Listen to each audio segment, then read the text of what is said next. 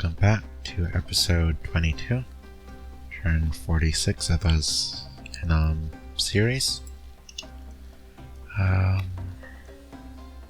Let's get to it. So you can see we did empower this guy in fire.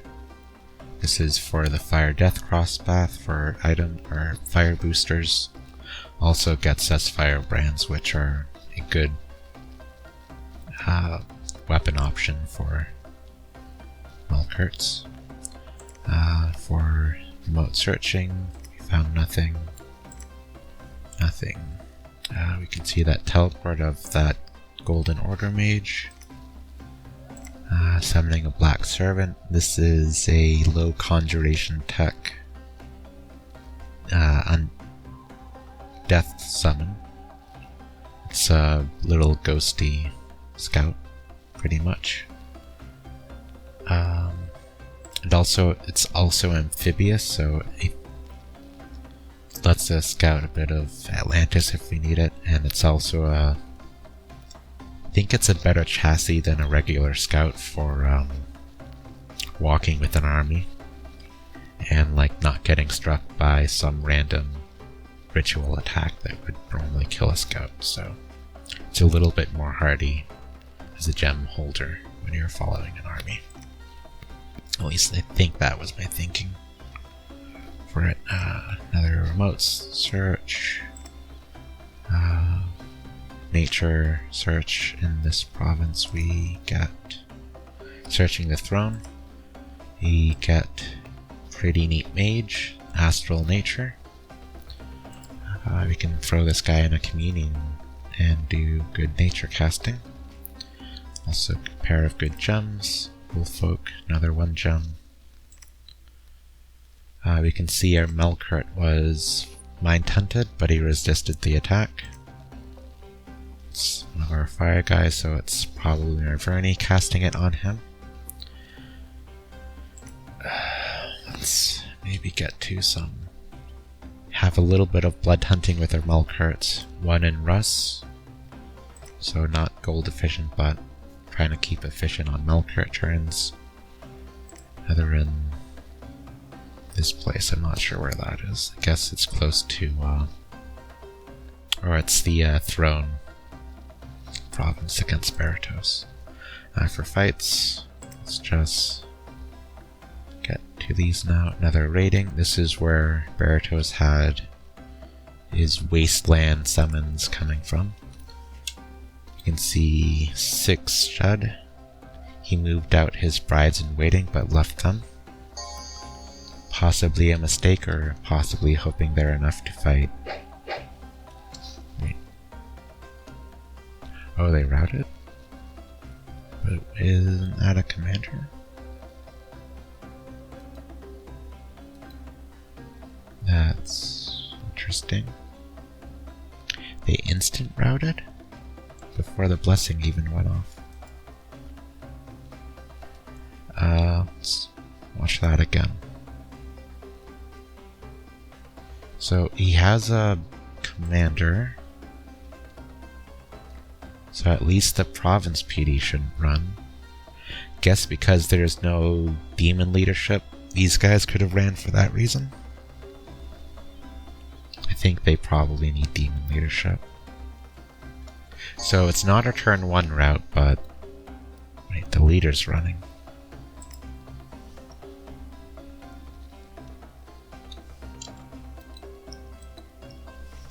Where's the he's instant routes. Did I kill anything in the real battle? No. That's strange. I don't know why PD would instant route like that. My only guess is that since the Sheds had no commander and instantly ran away, it caused an HP route, but my understanding was armies and PD had separate sort of HP pools to route from, so even if 100 units retreat here, it shouldn't affect the PD, just like the PD retreating wouldn't affect the main army. So that's weird. Next. Ooh. I think this is the biggest Marverni troop stack we've seen yet. Whole lot of wars. But does he have a Holy 3 to bless them? So we're still seeing a lot of these Sage Mages. Single Astral Gems screams I'm trying to mind duel. Against me, it's 1 PD.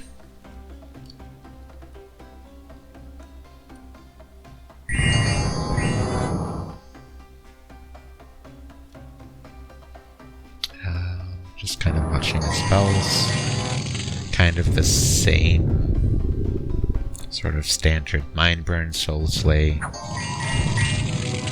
The Space Rocks, I always forget their name. Gifts from Heaven. So it's trying to bounce big army with that, but he was unsuccessful. And next up, we're raiding back this. So this guy is a fire army, just 1 fire elemental, 5 troops. And this is like an example of a low commitment attack out of us. Doesn't look like gem use was triggered, so Dawnguard just run up, smack these PD. And like using a couple troops and 1 mage when I'm a big nation, like it doesn't really hurt me to lose this research, but this is a good chunk of combat potential against even like a medium stack army. Not a medium stack, but like maybe like medium levels of PD. So it's low cost out of us to do that raid, but you know, keeping up the raid pressure. So another one, he has 1 PD, what gem usage is not triggered. Yeah, both of these fight. Go easy for us. Marverni's raiding us, 1 PD with the boar stack. He wins that easily, I'm sure. Only loses 1 guy. He retakes Berytos, or Berytos retakes his capital. Raiding here with a Fire Melqart. This guy is fully kitted now. Earlier Melqarts didn't bother with helmets or armor or shock resistance. The shock resistance is specifically for Berytos as a lightning nation. And the bonus armor helps to just survive against stuff. On Berytos' side, we once again see his main army stack. So I guess we'll see how well he is equipped to fight a Melqart thug. So this is similar to, we do have 3 Dawnguard here as sort of evocation bait targets to keep our Melqart alive, and this is the same formation we had when we had the fluffers ready for the Melqart.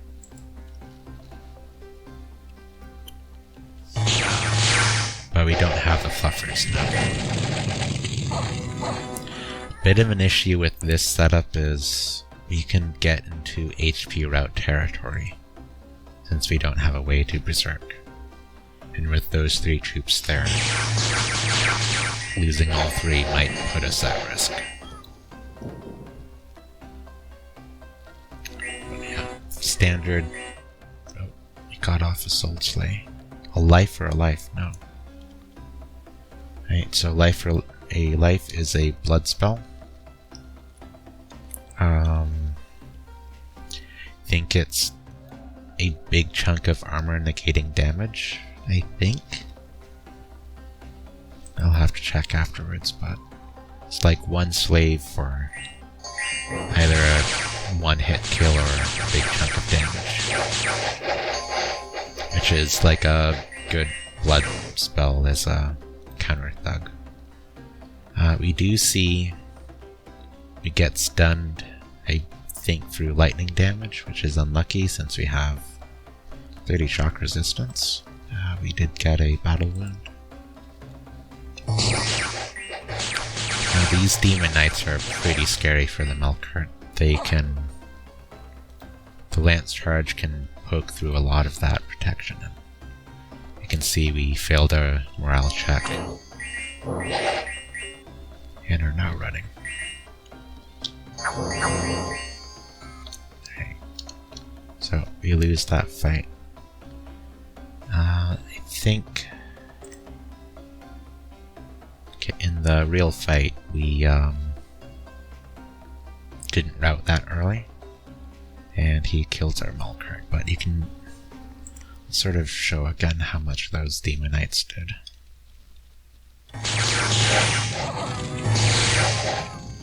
Bit of an issue for like those replay bug is when you have so much sort of anti-thug spells going off against a single guy, the RNG can show a pretty drastically different fight. So say like this Soul Slay that kills me this time doesn't go off.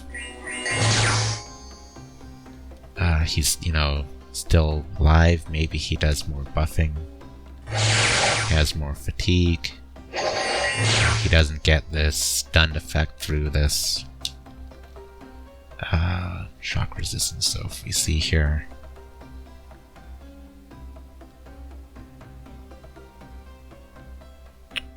trying to see if we can see the shock damage. I think it'll be one of these minus, or no, it says shock damage, because it doesn't show where it gets stunned, so I can't really show it. But like when you have a dozen spells going off each round, and each chance there's like a 5% chance for it to succeed or whatever, like you can get pretty drastic results. I meant to show you the lance charge.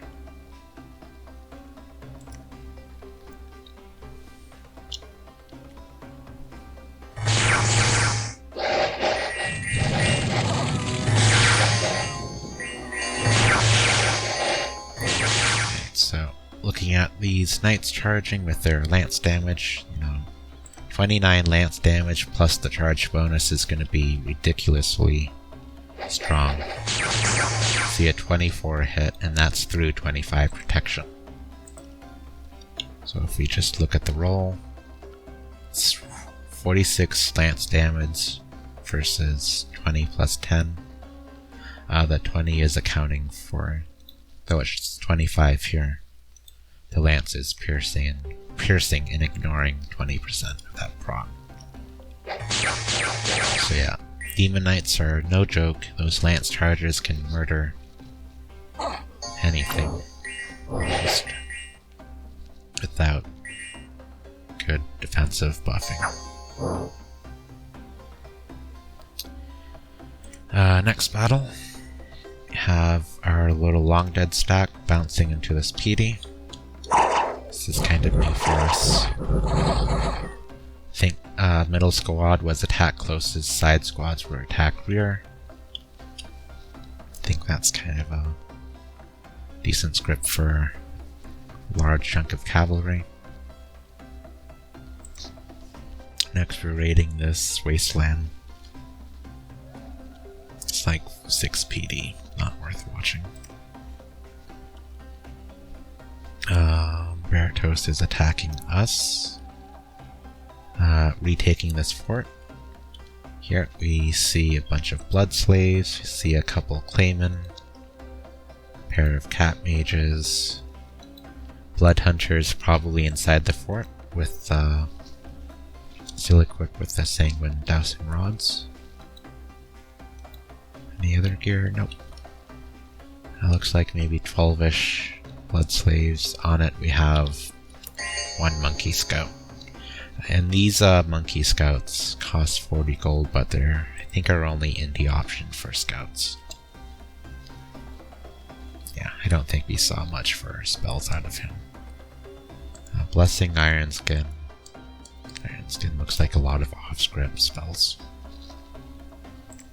So that's this. For Atlantis, we see him bumping indies. For events, another troll event. So what's this? 10, 12, 14, 19 gems and a bit of gold. Really showing the power of luck plus magic scales. The combination of the two unlocking good events. And really, I feel like I've had this event 3 or 4 turns in a row and we're getting 15, 20-ish gems each time. This one's another 4 gems. Nope, 1 gem. And a bunch of bad scales. Our scout is found and killed. Unlucky. Like, 20 gems a turn from events is pretty noticeable even if you have incredibly high gem income that I've gotten. And really at turn 46 to see, okay, well, excluding the 20 fire gems in the global, we have 19. Oh god, I shouldn't do math. Let's get a calculator open real quick. 19 plus 13 plus 17 plus 25 plus 21 plus 17 plus 24, excluding the blood income, 136 gem income at turn 46 is pretty amazing. And that's the benefit of getting remote site searching as a strategy. It costs a lot of gems to do. Like, if we count our provinces for remote searching quickly, it's 1, 2, 3, 4, 5, 6, 7, 8, 9, 10-ish, 11, 12, 13, 14, 15, 16, 17, 18. Maybe another 20-ish. So, 20, 40 provinces spending around 10 gems, 15 gems each is a 40 times 10 times 15 for your gem range of how much remote searching you're doing is a lot of gems to use, but in the late game, mid game, it gets you a huge pool of gem income, so I feel like it's a good strategy if you're ahead from early game. Or if you have good, like, solo path mages who can easily remote site search. Alright, so for this turn, you see Saramati's god here. Not sure what he's doing. You see Berytos moving his army, obviously. We do see this wasteland is labbed, so we know this is where he's getting his wasteland summons. But for the major action this turn, we are converging on this fort for Berytos for our first major offensive on him. So for formation, we have 2 lines of troops. We have a ball in the middle, we have Melqarts in the back and on the sides, and we have some troops on guard commander. About 3 each, and it's not a lot of guard commanders, just enough to kind of protect fly and attack rear attacks. So for spells, we see Army of Gold, Ground Army, Anti-Magic, Firestorm, and that's it for our major spells. We're mixing in some Orb Lightning. I think this is assuming we're going to see attack rear flyers. We see a lot of Strength of Giants and Legions of Steel buffing up the troops. Mind Burn to kill low HP stuff. But obviously this is a huge mage commitment to this attack. Melqarts are on thugging duty. I think we can expect to see some demons or new Melqarts come to fight us. So that's what these guys are hopefully going to do, is catch some thugs or get into the rear and or front line and fight.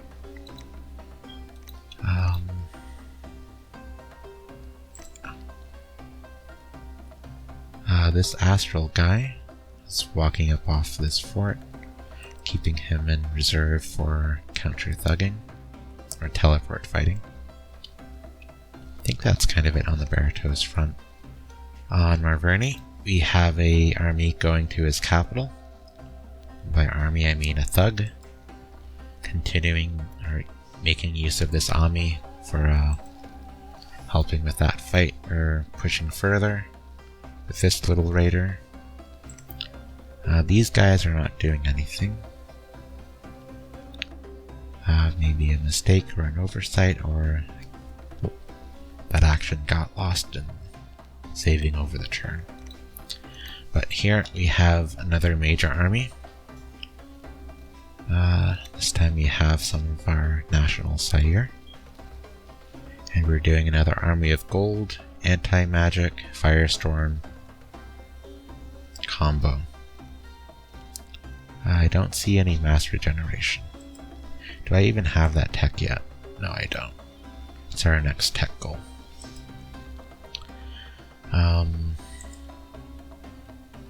Yeah. So we're not doing much. We are doing like big global magic spells, but we're not doing a lot of crazy stuff with our additional mages yet. Like, you know, Storm of Thorns isn't that impactful when there's, you know, 100 force. You know, 200 troops here, another 200-ish here. But, you know, the big spell globals, battle globals are what I'm using to carry the fights. So, if those two offensives planned, just sort of, what else are we doing?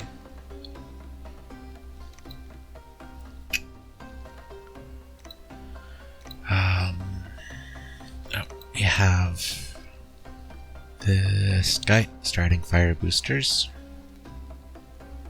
And we can show it now. We're doing Skulls of Fire, which is a fire booster. Much cheaper than a bunch of flame helmets, which I've had to do so far.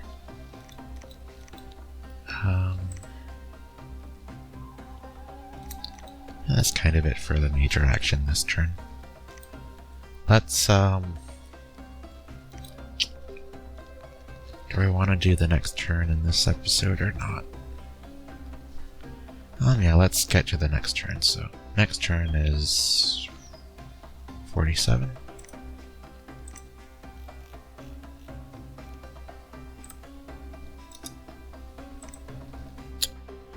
Alright. Oh, we didn't see the global. Hey, let's see if I remember to check the global that someone cast last turn. As far as rituals go, site searching, Weeping Stone, I think that's one water gem. Another one water gem, let's check. Yeah, one water gem. So that's 1, 2 sites. Wellspring of Secrets, I do not know what that is. One water gem. Okay. Anything else? No. Getting some claymen. We have begun corpse man construction. The augury, and we see that our global eternal pyre was dispelled. Another weeping stone. Nothing there. And a new dire port. So, before I forget again, let's look at the global situation. So, last turn, Arco cast Riches from Beneath. This gives a small amount of bonus gold income, but it's primarily a resource boost for building troops. And we see Sorrow cast Stellar Focus for little bonus astral income. As for dispelling our own global, that's unfortunate, but I think that we can recast it right away.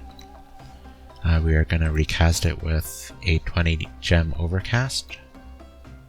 And I think it's a 1 path overcast, which counts as 5 gems, so about 25 overcasting on it. It's not a big overcast, but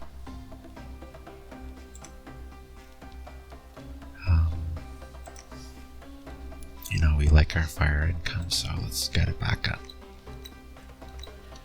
And as for who would dispel it, it's probably Marverni. We know he has Mind Hunt, so he has the Astral Depth. Arco could have cast it.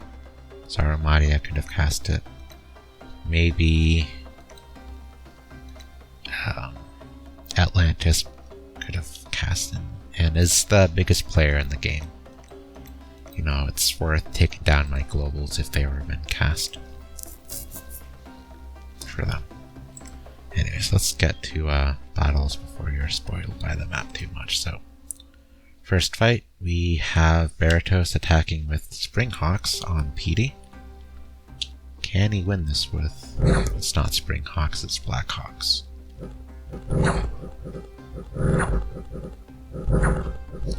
Can they kill the commander? Now, these Hawks have pretty abysmal damage, so they're pretty much praying for crits. If we take a look, a lot of 0 damage attacks. This guy hit for 7 damage. It's 5 damage plus 19 rolls, so that's a big crit. Bunch of little 1-tick damage, you know. 16 bonus on the roll, so you have to rely on big crits to kill my commander. But he's being chipped down, and they finally crit him down. Did that happen in the real battle? It did. Oh, that's a ritual phase attack for him as well. Interesting. You can tell because it happens before the blood hunting. Next up, Marverni's Doomstack, hitting 1 PD. So you can see he really feels the pressure, and he doesn't feel comfortable dividing up his stacks to retake empty provinces because he fears bouncing into a Melqart.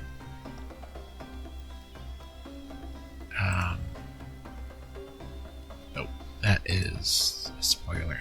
Okay, so this is our big attack on Berytos. We are on attack immediate orders. You can see our big old mage ball in the back. Melqart's flanking it. Against him, he has Blackhawks patrolling. He has a Archdevil with a fire in a jar. So what is this guy gonna do? It's like a semi-fire elemental. But, okay, so in the back we see his Hawks on attack rear, poking at our guys, but once our army of gold is up, really doesn't have a chance to kill my guys reliably.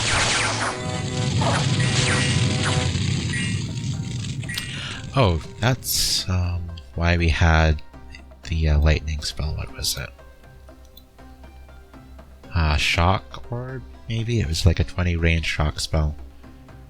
We're casting it around turn 3, so it'd be as these Hawks arrived on attack rear orders, so scripting. That's it. Next up, Firestorm. See some troops retreating. So maybe a mage died.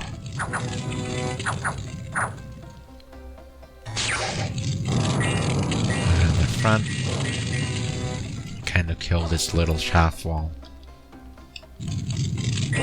Or a fire elemental. So it's his demon ran. Is it here?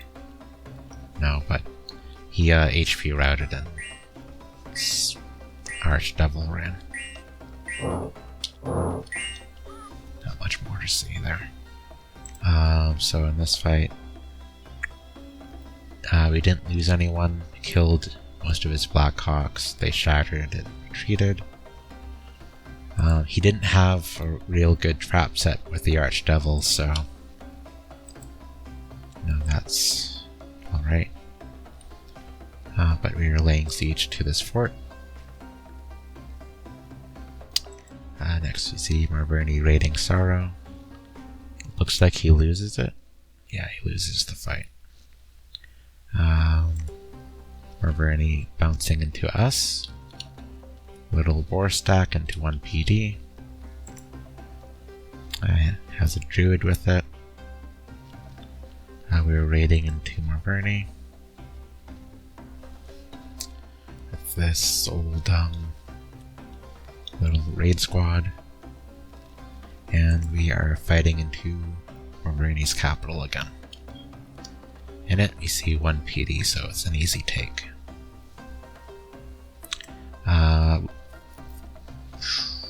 Berytos attacks one of our provinces. We forgot to get PD, so he takes that. Saramadia and Marverni have a fight. Saramadia has a huge sacred stack and wins it. Slinger's PD. Interesting. That's sort of it for battles. For events, population loss. Another troll event. Not many gems this time though. I get 6 earth gems, 1 fire gem. Indies attack Marverni in a bad event. And for our siege, we have started to destroy the Berytos wall. So that's that. So let's take a look at this siege on Berytos. So you can see more stuff is coming. We have this undead scout bringing gems to hide it in the place. You can see our bishop fish got diseased with old age. This or last turn. But our Akka can heal it, so that's cool. As far as siege strength goes, we have 280 against walls that are 500, so with how many troops could potentially be in there, I think we can estimate it takes 3 turns to crack it if he does nothing.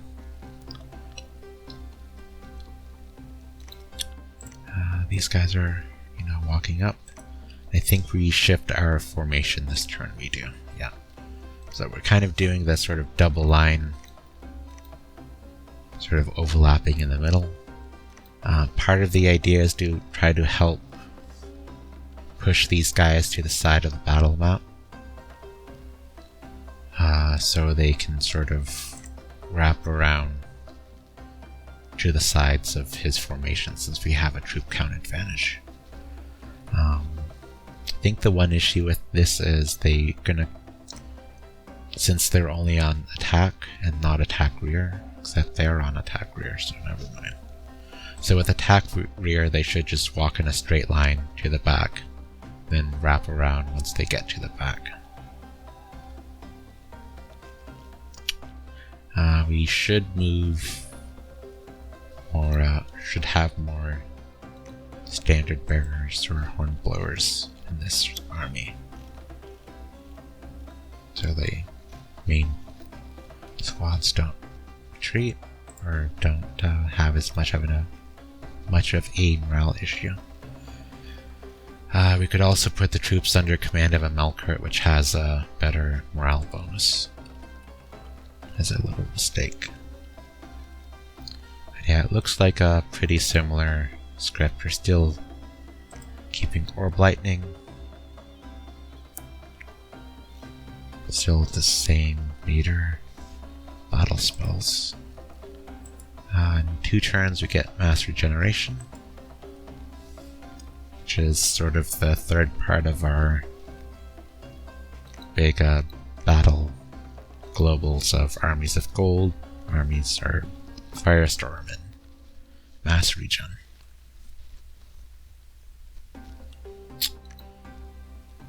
Let's get moving here. I think this province used to be Maverni's, but Arco attacked it. Possibly. Don't know. On Maverni, we are walking forward. You can see we've, I think, shifted up the formation here as well. Have lines of Dawn Guard, have Sayur in the center middle.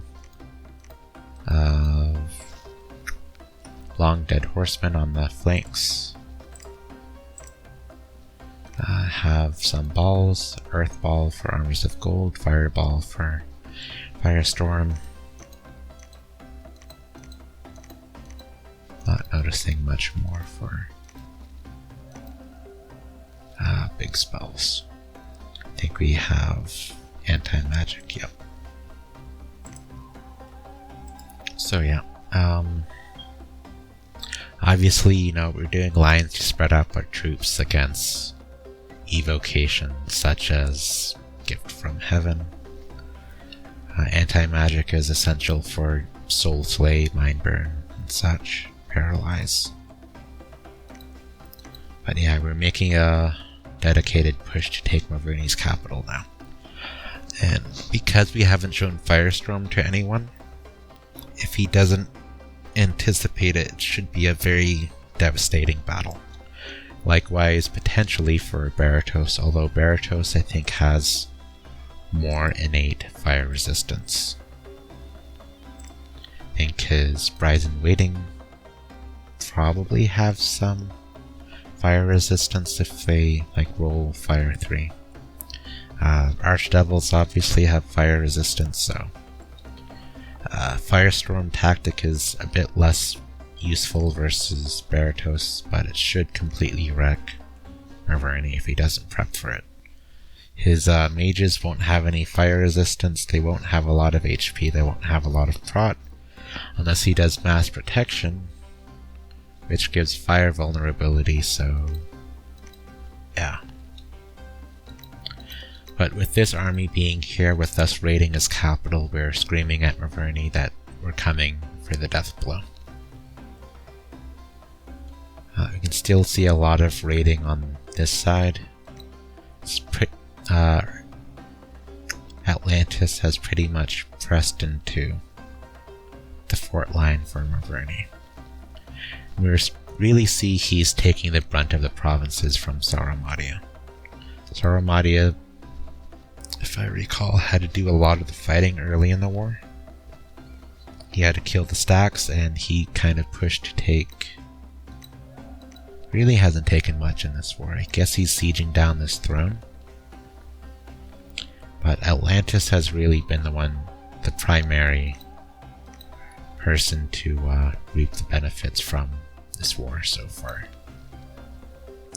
Of course, in the early stages when we were raiding Maverni, we benefited from it most since we were getting all that easy to get gold income, taking control of these provinces, but since then we've kind of had to pull back as we muster a defense against Berytos, as well as sort of build up this army to attack this fort.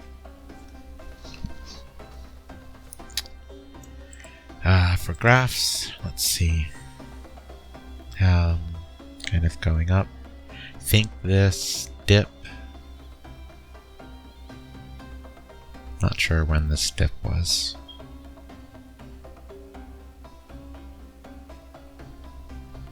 Oh gosh, my memory's too rusty.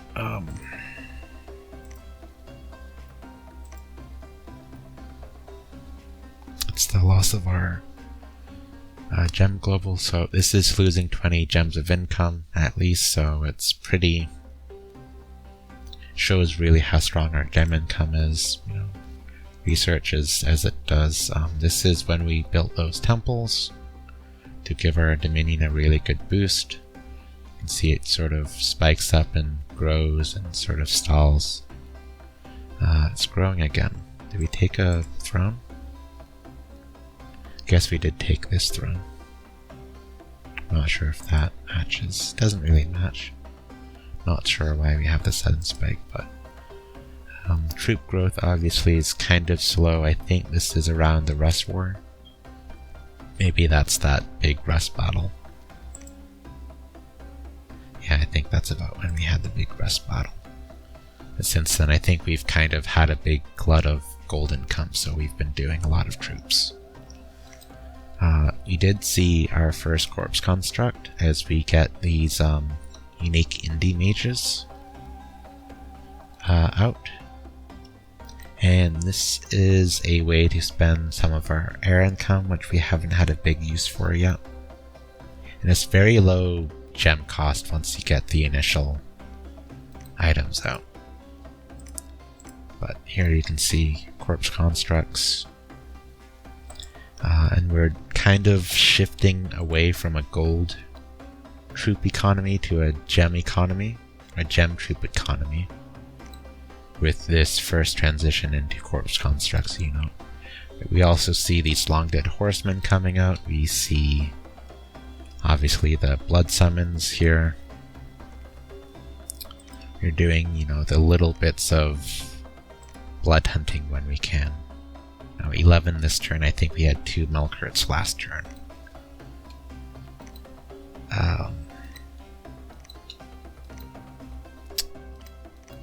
Don't think we have any other troop summoning going. I think with this nature income, something we can look to do is Vine Ogres.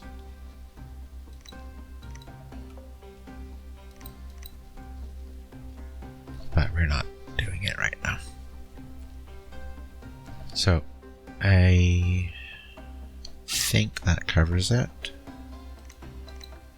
We have these 2 big battles, one on Berytos, one on Melqart. This is sort of a killing blow army on him, screaming, you know, "Hey Marvy, I'm coming to kill your capital. Send everything you've got to defend against it," pretty much. And for Berytos, he's refused to take an offensive push on me, so I guess it signals he's afraid to fight me. And I've had this army that killed Rus sort of sitting here for quite a while, so let's put it to use. I've hit my research power spikes of, you know, armies of gold, firestorm, mass regenerations coming up in a couple turns, so you know, it's a good tech power spike for me to make an offensive push on these people.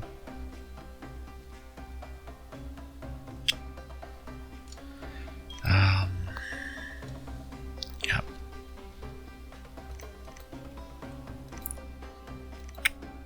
Alright, thank you for watching. We have actually a couple teleporters to 75, that's here. What are these guys set up to do? Light of the Northern Star.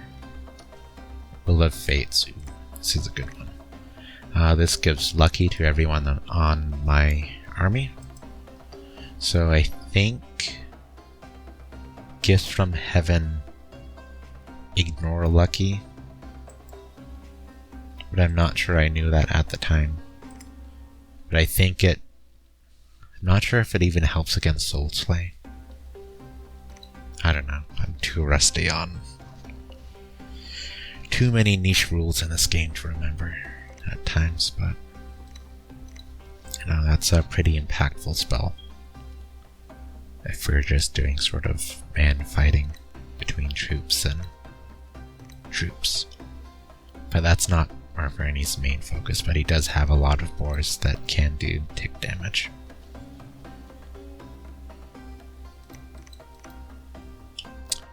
We do have an anti-raiding squad here. We're raiding here. I guess I'm kind of maybe overlooking the raiding we're doing. We're raiding back this province. This guy is zooming on over to here. We're catching some more Asayir. 1, 2 castings of it. Oh, we're also doing Clayman as summons, as a way to spend our water income. Right. Yep, here's 7. Oh, we're actually using this guy to take back this province, so... What's that? That's Clayman, that's Corpse Constructs, that's Long Dead, that's Sayurim. So we're beginning to open up our way into gem economy troops rather than purely gold troops. And we will still use Dawn Guard as troops. They're very good troops, but I think mages kind of tend to be better late game. Like getting a big stack of, 20, 30 air mages or 20, 30 fire mages is pretty good compared to just melee infantry. But yeah, I think I've said it a couple times now, but that covers it for this episode. Thank you for watching. See you for the next one.